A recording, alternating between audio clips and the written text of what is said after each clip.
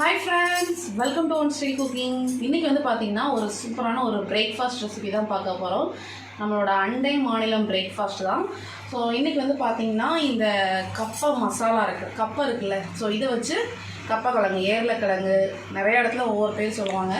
So இதை வச்சு இன்றைக்கி ஒரு சூப்பரான மசாலா. இதுக்கு சைடிஷ் வந்து பார்த்தீங்க அப்படின்னா நேற்றே வந்து ஈவினிங் மீன் குழம்பு வச்சது இருக்குது. ஸோ ரெண்டுக்குமே சூப்பர் காம்பினேஷனாக இருக்கும். ஸோ கப்பா மசாலா, மீன் குழம்பு. ஸோ இதுதான் இன்றைக்கி எங்களோட பிரேக்ஃபாஸ்ட். ஸோ இந்த கப்பா மசாலா நம்ம எப்படி பண்ணலாங்கிறத வாங்க வீடியோவில் போய் பார்க்கலாம். ஸோ அந்த மசாலா ரெடி பண்ணுறதுக்கு இந்த கிழங்கு வந்து தோலெல்லாம் நல்லா உரிச்சிட்டு நம்ம கட் பண்ணி எடுத்துக்கலாம். கொஞ்சம் கொஞ்சமாக தோல் நீக்கிட்டு நம்ம வந்து கட் பண்ணி எடுக்க போகிறோம். வந்து பார்த்திங்கன்னா சின்ன சின்ன பீசஸாக கட் பண்ணிக்கோங்க. ஏன்னா உள்ளே வந்து சென்டரில் உங்களுக்கு வந்து பார்த்திங்கன்னா பெரிய ஒரு நரம்பு இருக்கும். அதனால் சாப்பிட்றப்ப நம்மளுக்கு டிஸ்டர்பாக இருக்கும். அதனால் இந்த மாதிரி சின்ன சின்ன பீசஸாக கட் பண்ணிங்கன்னா அந்த நரம்பு எதுவும் இல்லாமல் நம்ம எடுத்துடலாம். இது மாதிரி சின்ன சின்னதாக கட் பண்ணுறப்ப நமக்கு மேஷ் பண்ணுறதுக்கும் ஈஸியாக இருக்கும். இப்போ இதே மாதிரி எல்லாமே நம்ம கட் பண்ணி எடுத்துக்கலாம்.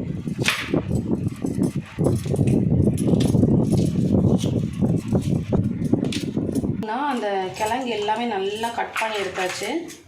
பாருங்கள், நல்லா 2-3 டைம் வாஷ் பண்ணி எடுத்துக்கோங்க. இப்போ நம்ம வாஷ் பண்ணதை ஒரு குக்கரில் சேர்த்துக்கலாம். இப்போ இதோட வேக வைக்கும்போது கொஞ்சமாக உப்பு சேர்த்துக்கோங்க. இது கூடவே மஞ்சள் தூள் சேர்த்துக்கலாம். இப்போ தண்ணி சேர்த்து வேக வைக்க போகிறோம். பாருங்கள், கரெக்டாக கிழங்குக்கு கீழே வரைக்கும் இருக்குது. கரெக்டாக முழுகிற அளவுக்கு இந்தளவு தண்ணி போதும். இப்போ நம்ம குக்கர் மூடிடலாம். குக்கர் மூடி இப்போ ஒரு 4 விசில் வரைக்கும் நம்ம வைக்க போகிறோம். இப்போ ஒரு மிக்ஸி ஜார் எடுத்துக்கோங்க. இதில் கொஞ்சமாக தேங்காய் வந்து கட் பண்ணி சேர்த்துருக்கேன்.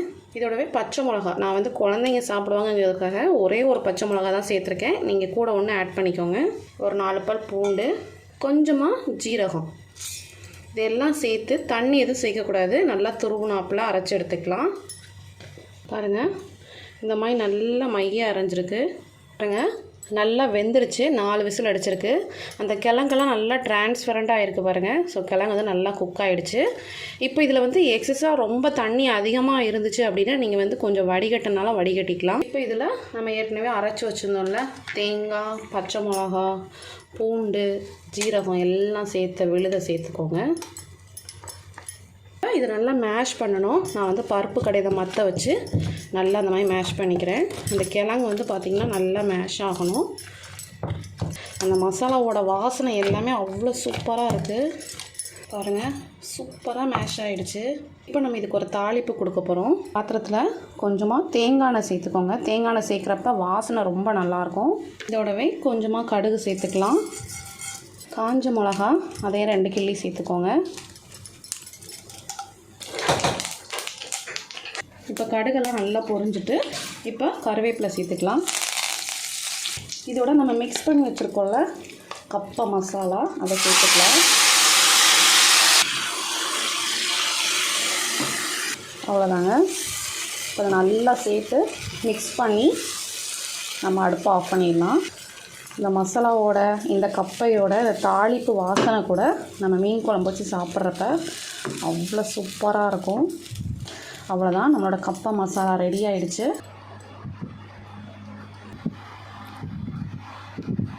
நம்மளோட சூப்பரான கப்பா மசாலா, மீன் குழம்பு ரெண்டுமே சூப்பராக ரெடி ஆகிடுச்சு. மீன் குழம்போட வீடியோ வந்து நான் போட்டிருக்கேன், செக் பண்ணி பாருங்கள். இப்போ டேஸ்ட் பண்ணி பார்த்துடலாம். இந்த கப்பா மசாலா கொஞ்சம் எடுத்து அதோடவே மீன் குழம்பு,